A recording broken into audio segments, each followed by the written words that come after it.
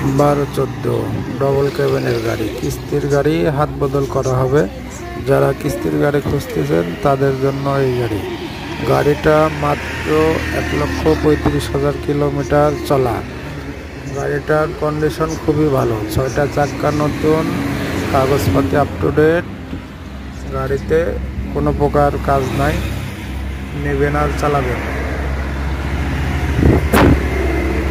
কিস্তি 64,000, 60টা কিস্তি দেওয়া লাগবে। 64,000 টাকা করে কিস্তি, 60টা কিস্তি পরিশোধ করা লাগবে। আর মালিককে জমা দেওয়া লাগবে আপনার 9,50,000 টাকা। মালিককে জমা দেওয়া লাগবে 9,50,000।